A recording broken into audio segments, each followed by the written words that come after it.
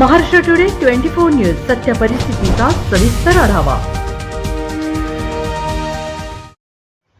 भीमशक्ती सामाजिक संघटनेची मराठवाडा विभागीय बैठक छत्रपती संभाजीनगर येथे संपन्न। दिनांक 18 ऑगस्ट 2024 रोजी रविवारी छत्रपती संभाजीनगर येथे भीमशक्ती सामाजिक संघटनेची मराठवाडा विभागीय बैठक मोठ्या उत्साहात संपन्न झाली।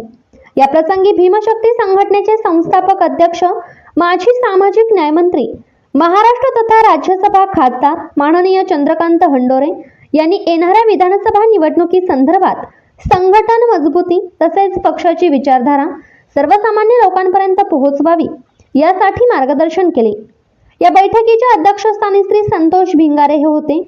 संस्थापक सरचिटणीस मोहनजी माने, उपाध्यक्ष दिनकर ओंकार, मुंबई प्रदेश अध्यक्ष शशिकांत बनसोडे, राज्य सरचिटणीस अशोक बनसोडे, महाराष्ट्र संपर्क प्रमुख एन.के. कांबळे, राज्य उपाध्यक्ष भाऊ चुरवाडे, मराठवाडा संघटक माननीय चंद्रकांत खरात सर, बीड जिल्हाध्यक्ष डॉक्टर विद्यागर, बीड जिल्हा कार्याध्यक्ष भीमराव सरवदे, बीड युवा जिल्हाध्यक्ष अमर मानेसह अनेक पदाधिकारी यावेळी या बैठकीला उपस्थित होते।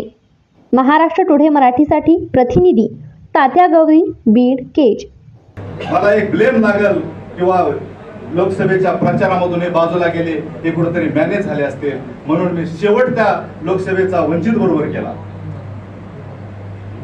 नंतर काही पाठीमागच्या याच्यामध्ये भीमशक्ती संघटनेचे बी काही म्हणजे चळवळीचं थोडं शांतता दिसली होती, म्हणून मग निर्णय घेतला नव्हता। पण आता साहेब ज्यावेळेस राज्यसभेवर खासदार झाले आणि खासदार झाल्यानंतर पुन्हा एकदा जोमानस भीमशक्ती संघटनेचे बेगुल वाजू लागले, म्हणून मी पण निर्णय घेतला आणि या निर्णयाला डॉक्टर आपले विद्याधर तसेच जिल्हा कार्याध्यक्ष म्हणून बीडला भीमरावजी सरवदे हे आता त्यांची नियुक्ती झालेली, त्यांनी मला मजबूर केलं। मी माने भाऊंना फोन केला आणि माने भाऊंना लातूरला जाऊन भेटलो आणि मी म्हणलं किंवा मी हंडोरे साहेबांचं नेतृत्व पत्करायला लागलो। ठीक आहे म्हणले, चांगलं आहे। मग भिंगारे साहेबांनी मला नियुक्तीपत्र दिलं। आज मी मराठवाड्याचा संघटक म्हणून काम करत आहे। साहेब, आपण ज्या वेळेस आदेश देतात त्या वेळेस मी तुमच्या आदेशाचं पालन करणार आहे आणि मी चळवळीतला कार्यकर्ता आहे। मी चळवळ अशीच म्हणजे वाढवत चालणार आहे। मला एक उदाहरण आठवतंय, एक भिकारी असतो आणि एका बंगल्याच्या समोर उभा राहिलेला असतो।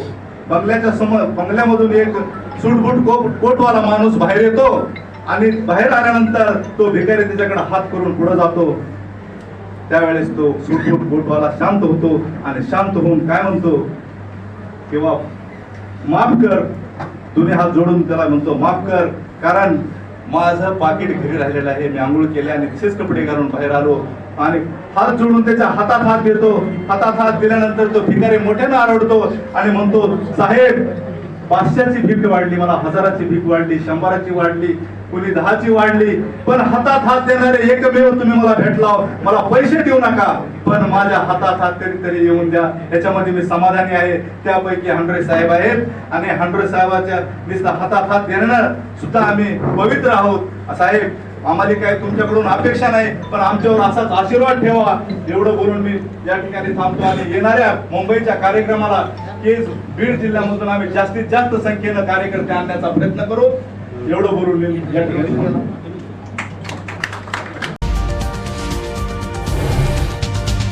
आजच महाराष्ट्र टुडे 24 न्यूजला सबस्क्राईब करा आणि सत्य परिस्थितीचा सविस्तर आढावा पहा।